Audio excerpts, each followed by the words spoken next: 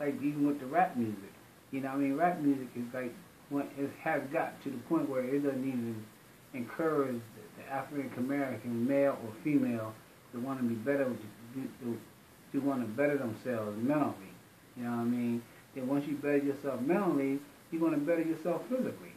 But this music is so popped up right now, it's all about who's making money for who. That's why a lot of African American artists can't get no work, because the black writers that giving the black writers, they fighting for the white writers, and the white writers got the money for these white companies, and they got the money, and they gonna put that money into their white artists. They're not gonna put that money into black artists, because going in the studio now and with iTunes and all the different things, they said, hell, we can create that kind of music with all this technical stuff we got. Then you got real true artists out there who struggle just to make it.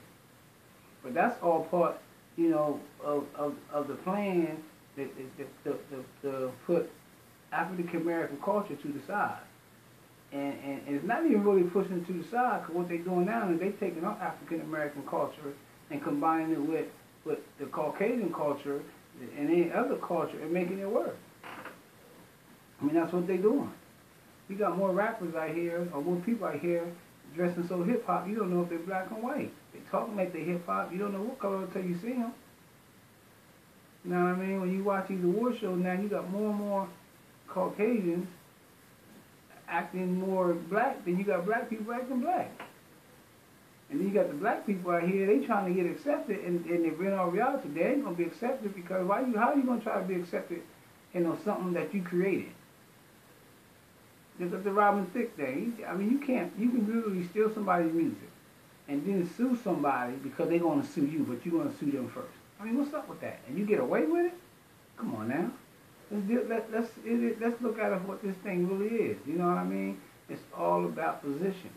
And we're putting ourselves in a position to be pushed out of the whole industry, no matter what industry it is.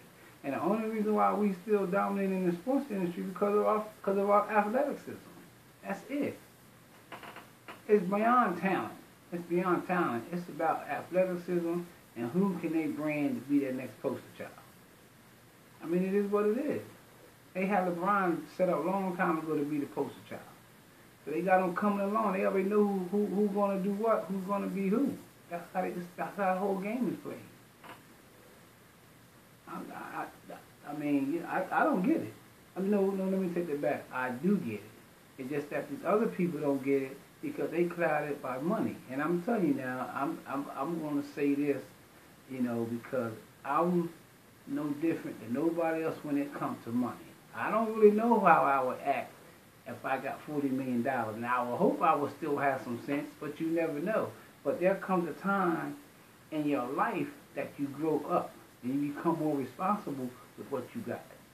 You can't be 20 all your life if you're 45 and 50. You can't do it. You shouldn't even want to do it. You know what I'm saying? Just because you're 50 and you got a 20-something-year-old girl, that still don't make you 20-something. That just means you got a 20-something-year-old girl. And she do it, whether she like you or not, y'all together. I mean, she doing her thing, you doing your thing. But don't think that you're that youthful no more, because that youth is gone. Not only you still think you got it, but physically it's gone. So, I don't know. I mean, I'm just touching on things that I think is really affecting how we think as human beings, And we always use stuff. Let me say this right. In order to get black people to fall victim to anything that media sells us, they use certain people to sell us on it. There's no way in hell you can have all these black rich Americans in this country and we don't own nothing. There's no way. There's too many black rich Americans in this country for us to say we own something.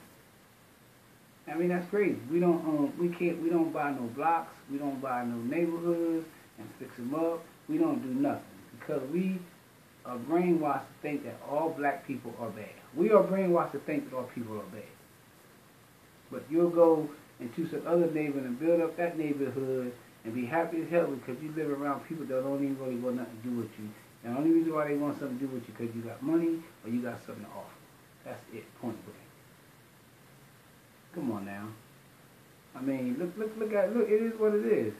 African-American athletes should get together. They should do just like everybody else.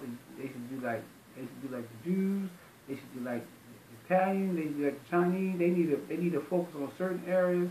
And you go in that area, you tell them, brother, you said, listen, this is what we're going to do. We're going to buy this block up. We're going to buy this area up. We're going to clean it up. And we're not having none of that nonsense. We're going to do what we need to do to make people feel safe in this block. I don't care if it's 1 block or 2 blocks. That's what you need to do. And then you tell people in City Hall, say, look, we don't want, we're going to ask y'all for police help, but we want to handpick our own police like them other neighborhoods do. Because we don't want y'all come to here busting good people on the head because you think you can get away with it. That's how you rebuild your community. That's how you get things done. That's how you make people start feeling better about themselves.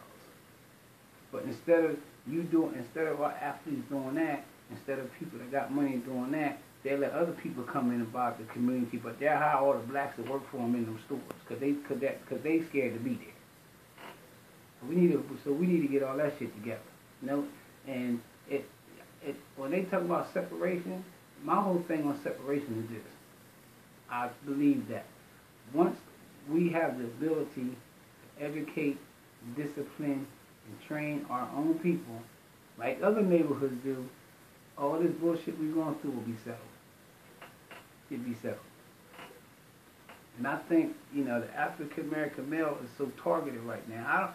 I want one person to tell me, why do they hate, or why do people hate the African American male, and now they're starting to hate the female even more.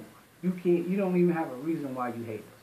Now you can make up reasons, talking about they this, talking about they that, but if you look at the stats, everything that you say we are, as far as violence, as far as stealing, as far as welfare, we have the lowest percentage rate out of all of them, except for jail.